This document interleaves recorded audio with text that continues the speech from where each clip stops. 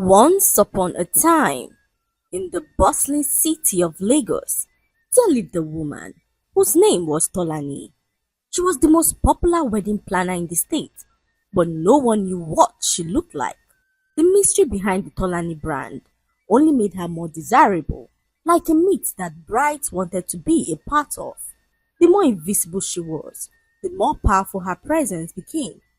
Everyone wanted a Tolani wedding, even if they never got to meet the woman behind the magic. She was known as the master planner, and people booked her months in advance, some even years. That's how much the people wanted and trusted her services. Others, they paid outrageous sums just to secure a date with her. No complaints, no negotiations. All they wanted was for Tolani to plan their wedding, and they were willing to pay anything to make this happen. Tolani stood out from others. Her creativity was top notch and the aesthetics breathtaking. The vendors she always used were the best of the best. Tolani was the celebrity's choice to many brides to be. She wasn't just a planner, no, she was a dream come true. The woman who would make their special day flawless. But behind all the glitz and glamour, Tolani was hiding something dark, something that made all the couples who ever used her jump out of their skin in terror. Tolani was a perfectionist who ensured that her clients all got the wedding of their dreams. She always had the rule that her clients had no option but to accept.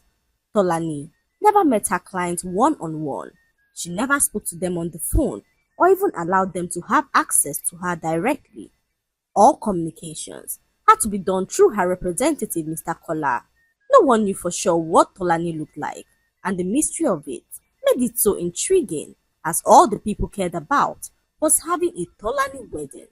Every wedding she planned went viral, and people basked in the publicity that this gave to them. One day, a young woman named Cheta reached out to Tolani's office to book her for her upcoming wedding.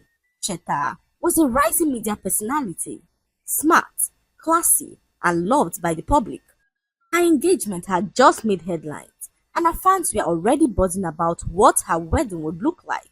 So of course, she wanted the best, and to her, the best meant Tolani, the wedding master planner. As usual, she didn't speak to Tolani directly. A man who identified himself as Mr. Kola handled all communications. He was firm, formal, and very strict. He sent her a contract with instructions boldly written in red, stating that Cheta was not allowed to speak to or meet with the planner at any time. All decisions were final, as Tolani did not tolerate any form of interference.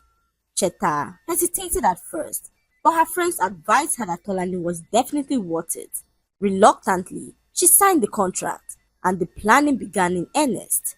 Things moved like magic, and Cheta could not hold back her excitement. The decor plans were flawless, and the sample photos sent to her were dazzling. The vendor list for her wedding was like something from a luxury magazine, and Cheta and her groom Ugo were so impressed. However, the idea of not knowing the planner did not sit right with her mother, who told her that no bride should hand over her wedding to a ghost.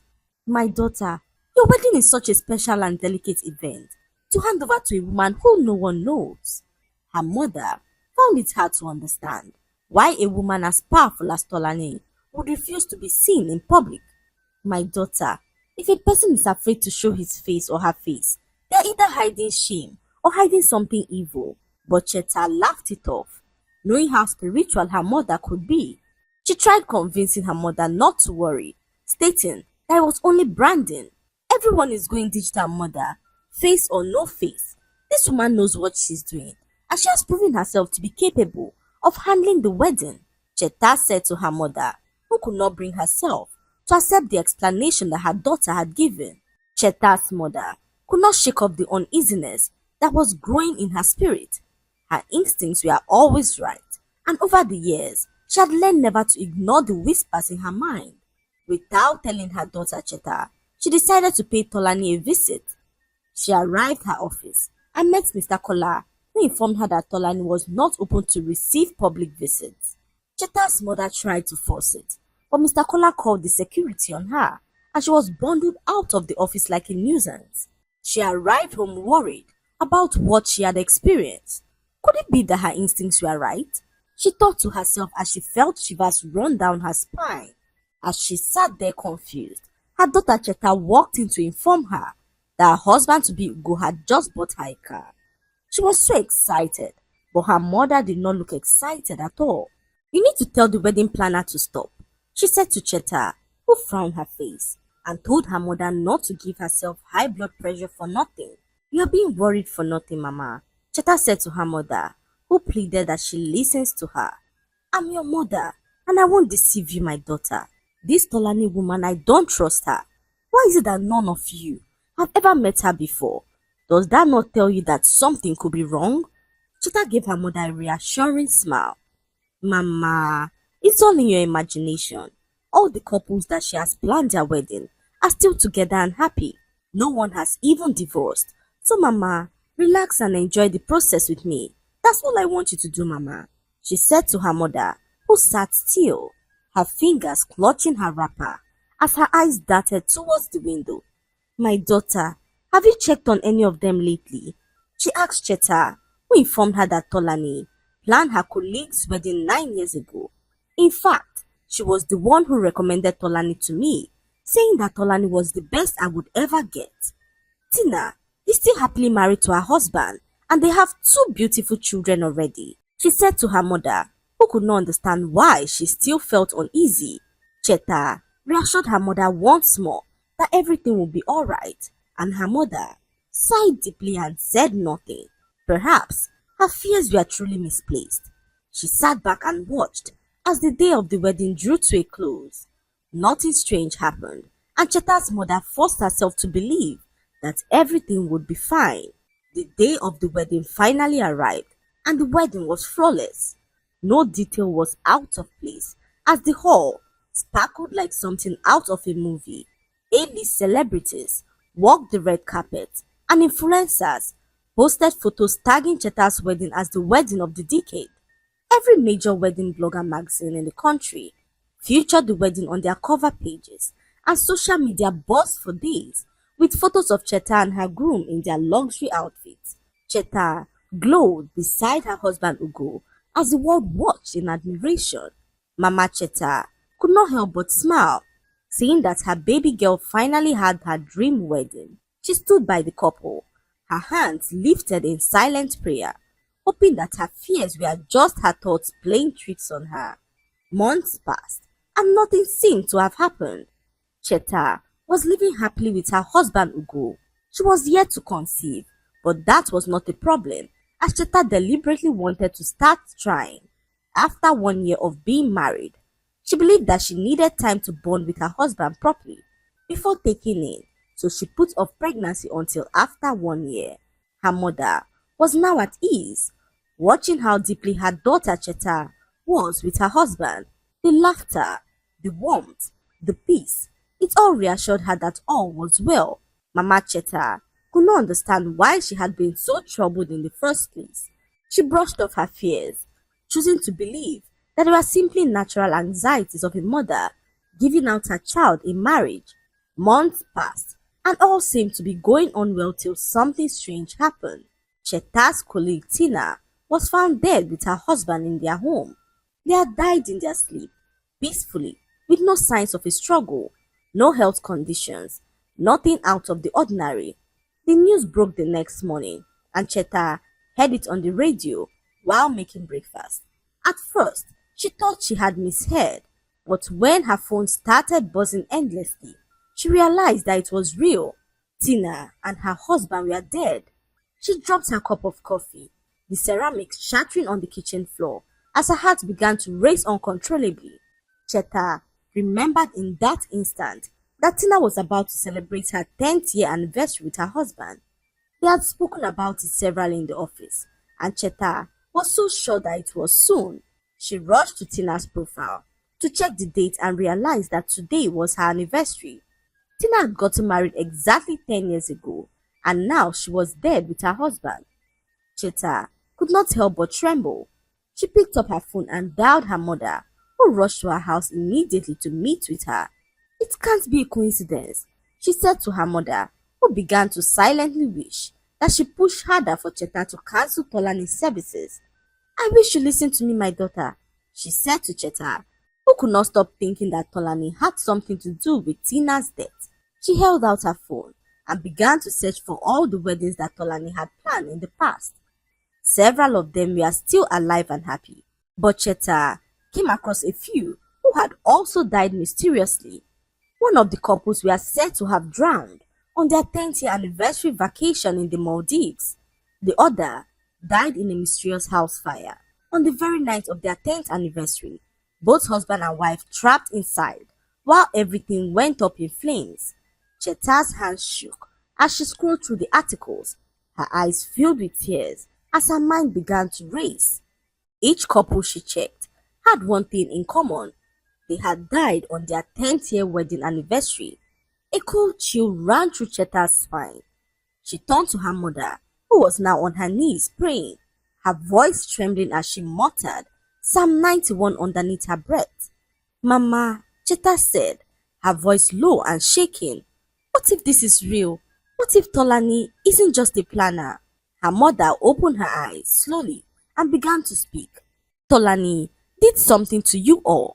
She did not just take your money, Cheta. She took something from you and every couple that she planned their wedding. And if you don't act fast, something evil might happen. Cheta could not help but tremble. She became obsessed with finding the truth, and her husband Ugo began to feel that she was overreacting. Don't you think that this might be a coincidence? Ugo said to Cheta one night when he returned home and found her sitting behind her laptop, engrossed with news articles, blog posts, and online forums, cross-checking names and dates of every couple that Tolani had ever planned a wedding for. Cheta looked up at Ugo, her eyes sunken with worry. Coincidence? She repeated, her voice tight with frustration. Ugo, I found 6 couples. 6 who all died on the same exact date, their 10th wedding anniversary. No illness, no warnings. They just died like that, Ugo. Just gone. Ugo sighed and walked towards her. Babe, I get it, you're scared. Tina's death shook everyone, but maybe you're just overreacting and tying things together because you're so scared that the same might happen to us. Cheta's eyes watered as she closed her laptop. She reached for her wedding contract and showed it to her husband Ugo. You need to read this, she said, handing it over to him. Ugo took the paper and scanned through it. I've read this before, love. I was there when you signed it. No, Cheta said, her voice now trembling. Look beneath the cancellation policy. Look at the fine print. A faint grey ink that none of them bothered to read. By accepting this agreement, you and your spouse are guaranteed 10 years of marital bliss. At the end of the 10-year term, the balance shall be collected in full. No appeals, no escape. Ugo's hands fell to his lap as he opened his eyes wide in shock. What is this? He asked Cheta, who stood there confused as they both stared at each other in disbelief. We need to report this to the police, Ugo said to his wife, who nodded her head in agreement. They arrived at the police station and met an officer who informed them that they were not the first to come forward with suspicions about the wedding planner. However, there was no concrete evidence for the police to work with. The last time they paid a visit to her office, they found nothing suspicious, only her representative Mr. Kola, who allowed them speak to her over the phone. Cheta and her husband Ugo tried to convince the police that their lives were in danger. They showed him the wedding contract, which stated that they were guaranteed 10 years of marital bliss and that after 10 years, the balance must be paid in full. The officer looked at the contract confused, trying to wrap his head around what it meant. Just pay them their balance and everything will be fine, he said to Cheta and her husband, who informed him that Tolani was evil. It's not about money, officer. Balance doesn't mean cash. It means our lives. Every couple who she ever planned their wedding, every single one of them, died exactly 10 years after their wedding day. The officer scoffed. Madam, do you know how many strange contracts people sign every day? If no one's breaking the law in plain sight, I can't file this as a criminal case. Ugo clenched his fist and yelled angrily at the officer. "So we just wait to die?" he asked the officer, who sighed and leaned back in his chair. "If you want my honest advice, I'll tell you to go to a church, because what you're talking about sounds like juju, and juju no dey get police case so," he said to them as they left the police station disappointed. Hours later, they arrived their home and Cheta felt so terrible knowing that the police was not willing to help them despite their complaints. She picked up her laptop and began to browse through articles, looking for anything that would be helpful in finding who Tolani really was. After hours of searching, she found an article buried under countless pages of search results. It was an article written by a woman who tried to warn people about Tolani. "Stay away from the evil wedding planner," she wrote in the article, talking about the decade of death and the fact that Tolani's decision not to show her face was deliberate to achieve her evil goal. The replies under the post bashed her for spreading lies about their favorite wedding planner Tolani. However, one comment stood out from the rest. It was a single reply posted anonymously 3 years after the article had gone viral. It read, "If Tolani ever planned your wedding, burn all the items she ever gave to you. Don't just burn the items, burn the memories. She marks couples through the gifts she sent, especially the wedding veil and the groom's tie. If you ever want to know who Tolani is, go to the only old house on Baker Street. You won't miss it." Cheta, in that moment, remembered how Mr. Kola insisted that his boss Tolani had decided to give the couple their dream veil and tie as a way of appreciating them for using her services. It didn't seem like a big deal to Cheta, who agreed without thinking twice. Now, her heart dropped, realizing that the gifts were evil. Cheta ran to the bedroom and flung her wardrobe door open. Inside, still neatly preserved in a white box, was her wedding veil, soft, silky, and still smelling faintly of lavender. Her husband's wedding tie hung from the hook beside it. As Cheta snatched the tie and veil in panic, they had never used them again since the day of their wedding, but neither of them had the heart to discard the items. Cheta rushed to the back of the house and lit a fire in a metal drum. She threw in the veil first and watched as the fire engulfed it before her eyes. She then tossed the tie into the fire and watched as the flames roared higher and immediately died down. Cheta could feel a sense of calm. She was not sure if it worked, but one thing she was sure of was that the evil items were no longer in their possession. As she walked into the house, her phone rang, and Cheta realized that it was an unknown number. She hesitated for a moment and picked the call, eager to know who it was. "Hello," she said, but everywhere was silent for some seconds, followed by a whisper that sent chill down her spine. 10 years was the price. The contract cannot be undone. Fire cannot save you. The deal was sealed the moment you wore it. The countdown has already begun," the voice said as it laughed out wickedly and hung the call. Cheta held her phone tightly and collapsed to the ground, her heart racing as she tried to reach her husband on the phone. The call rang and rang, but her husband Ugo did not pick up. Cheta had to get to the root of everything now, so she grabbed her car keys and rushed out of the house to Baker Street. Cheta drove down Baker Street and arrived at the old house that was described in the comments of the post she just read. She sat in her car and watched the house, deliberating on if to go knock on the door or not. As she sat there, she saw something that she never expected. Her husband Ugo walked out of the house and Cheta could not wrap her head around it. Her hands gripped the steering wheel as her heart pounded like a drum. She stared in disbelief as her husband Ugo drove off from the old house on Baker Street, the same address where the anonymous comment had revealed that she could find out who Tolani really was. Cheta's mind raced with questions. What was Ugo doing there? Did he know about Tolani? Was he part of this? Cheta took a deep breath and stepped out of the car. She could not turn back now, not after what she had just seen. So, she approached the door of the house and began to knock, but no one answered the door. She knocked again, but this time harder, and the door finally creaked open. Cheta walked into the old house and met a woman who stood behind the door smiling. "You're here," the strange woman said as she gestured for Cheta to follow her in. Cheta hesitated for a moment as she watched her mobile phone ring repeatedly. It was her husband Ugo, and Cheta could not pick his call until she understood what was happening.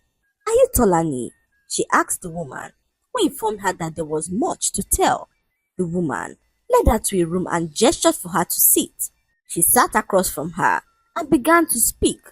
"Tolani is not who you think she is," the woman said, her voice low and steady. "She's my twin sister, and once you've seen me, you've seen her, because we are so identical. Her real name is Deborah, and she was not always like this. My sister Deborah was a very calm and friendly girl who life dealt a fatal blow. It all happened 15 years ago when we both turned 20. Deborah had a dream of becoming a well-known wedding planner. She did everything possible to make a name for herself, but this was cut short when the unthinkable happened. Deborah was hired to plan a wedding for a group of friends who were scheduled to get married on the same day. It was a huge contract, and Deborah was so delighted to be planning their weddings. One day, she received a call about an urgent meeting with the couples. Deborah abandoned all she was doing and rushed to the meeting.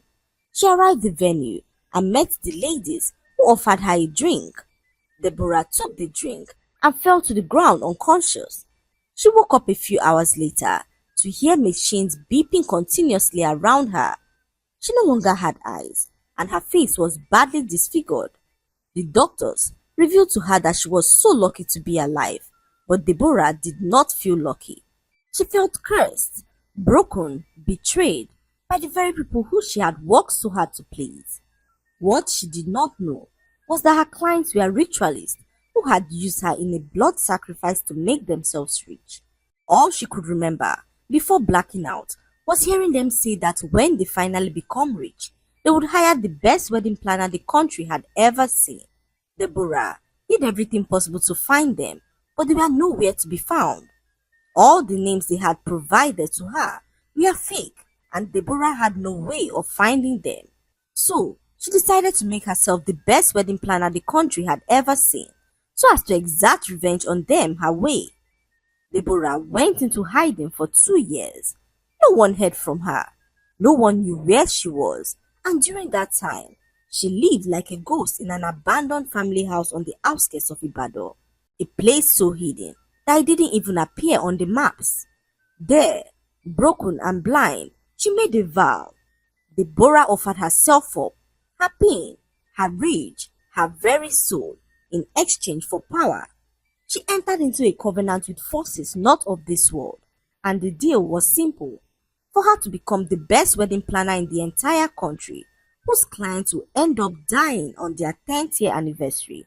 From that moment, Deborah ceased to exist, and Tolani was born. My sister knew that so many lives would be ruined by this, but she did not care, as long as she got her culprits one day. She was now the best wedding planner in the country, and knew that the culprits would come looking for her to plan their dream wedding. To the innocent people who got caught up in her web of revenge, she availed them 10 years to enjoy marital bliss, after which her revenge would take full effect. Her contract stated it all in fine print, but many did not even bother to read the contract before signing. They were so curious to have their weddings planned by the best. Cheta sat frozen, her fingers digging into the armrest of the chair as the woman continued her chilling revelation. "I tried to stop her," she said softly. "I begged her to forgive, to heal, but Deborah had already given herself over. What she lost that day was not just her eyes and face, it was her soul. And once the covenant was sealed, she became something else entirely." Cheta's throat was dry. "Why the veil and the tie?" she asked, her voice shaking in disbelief, and the woman gave her a bitter smile. "That's how she marks them. Every bride and groom gets one, her signature of death. The veil and tie are more than gifts. They're tokens of the deal. Once worn, the countdown begins. Nothing can stop it, except one thing." Cheta's eyes widened as she asked what it could be, and the woman informed her that they had to find the people responsible for her sister's predicament. They have to come ask for forgiveness, or else the curse would not stop. Cheta sat there confused. She did not know who these people were, talk more of where to find them. All the woman said to her was that one of the culprits had a unique tattoo on his arm, a tattoo with the number 1159. Cheta's eyes widened in shock. Did you say 1159? She asked as she felt her heart drop. Could it be? She thought to herself as she thanked the woman and returned home. Cheta returned home shaking, unable to breathe. She stepped into her house, her legs shaking beneath her, and she clutched the edge of the door frame to steady herself. 1159. The number wasn't just familiar, it was tattooed on her husband's arm. Nothing made sense to her, as she tried so hard not to believe that her husband was responsible for all that happened to Tolani. As she sat there, Ugo walked into the house to meet with her. Where have you been? I've been calling you for ages, he said as he approached his wife Cheta, whose eyes were red from crying. How could you? Cheta asked Ugo, who tried to understand what she was talking about. You ruined her life, and now many people have died because of your evil deed, she said to Ugo, who she told everything that Tolani's sister had revealed to her. Ugo sat there shaking as he stared at the tattoo on his wrist, unable to say a word. After a long silence, Ugo finally spoke. Cheta, I did not do it. I swear to you. Cheta blinked, confused. Then explain the tattoo. Explain everything to me, Ugo. Ugo leaned forward, his voice calm but strained. Many years ago, back when I was still in university, I had a friend named Bemi. He was wild, adventurous, always dragging me into crazy things.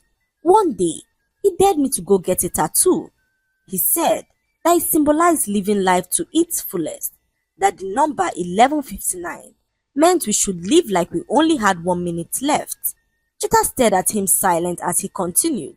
I was young, dumb and trying to impress, so I agreed and we both got the tattoo, but everything changed a few years later.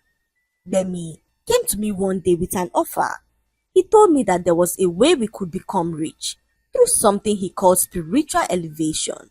Rituals, Cheta, blood money. He had already met some people who could help. He said they were planning a big sacrifice.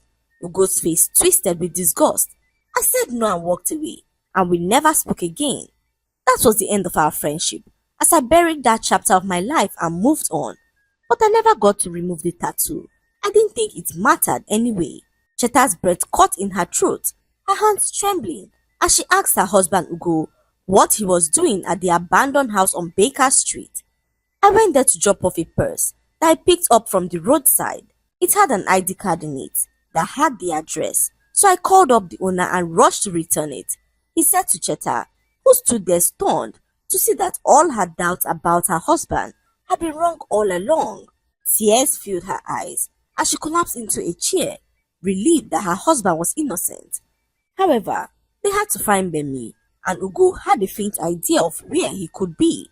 They arrived his home, and Bemi was so delighted to see them.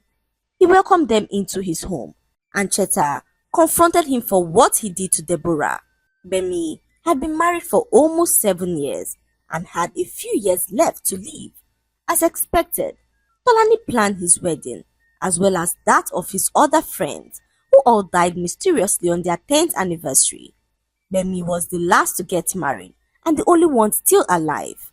When all his friends began to die, Bemi was so terrified but didn't know what to do. He had been living his life, not knowing that Tolani was still alive and the one responsible for all that was happening.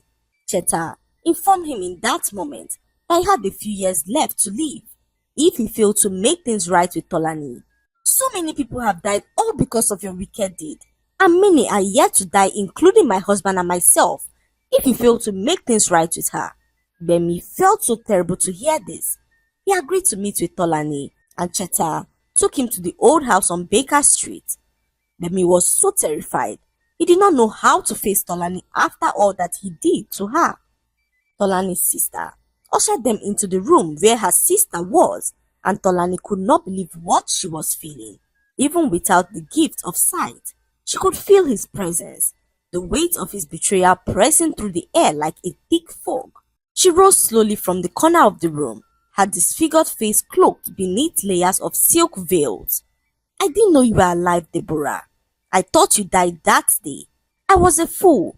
I was greedy. We used you, lied to you, hurt you, and all for what? Temporary wealth. Look at what it cost. My friends are all gone, and I haven't slept peacefully in years. I never knew you'd come back, Deborah, and I never thought you would go this far to seek revenge. Tolani's voice cracked, revealing the pain beneath her vengeance. You made me this way, Demi. You and your friends ended my life before it even began. I died that day, and something else took my place. Memi slowly crawled forward and rested his head at her feet. Please forgive me, he said. Please, take my life if you must, but spare the innocent people who had nothing to do with it. No one else has to die, because you have finally found me, he said to Tolani, who stood still for a long moment. The entire room fell silent, as everyone anticipated what she would do next. After a while, Tolani stretched out her hand and lifted the curse, to the surprise of everyone present. She had spent all these years consumed by bitterness, destroying the lives of countless innocent people who had placed their trust in her. Tolani was not different from Benny. She had done even worse things in her quest for revenge and knew that she had to stop. She lifted the curse in that instant, setting every marked couple free. A heavy silence settled in the room as no one anticipated what she did. Bemi could not believe his eyes. He thanked her repeatedly, promising to do everything within his power to make it up to her. Cheta and her husband Ugo were so relieved to know that the curse had been finally lifted. Her sister rushed forward to give her a hug, and for the first time in years, Tolani spoke to her sister with so much kindness. She whispered to her, thanking her for never giving up on her. Tears streamed down her sister's face as she embraced Tolani tightly. I just wanted my sister back, she sobbed gently and gave her sister a hug. The bitterness was all gone, and Cheta was so grateful for how things turned out. She learned her bitter lesson, never to ignore her mother's warnings again. The lesson to be learned from this story is that we must never ignore our instincts or warnings of those who truly care about us. Being blinded by glamour and appearances can lead to dangerous consequences, especially when we fail to look deeper. Holding on to pain and seeking revenge only leads to more destruction, turning victims into villains. The story also reminds us of the importance of reading every detail before making life-changing decisions. Finally, true healing begins when we confront the truth and have the courage to expose evil, no matter how deeply it's hidden. I hope you enjoyed the story.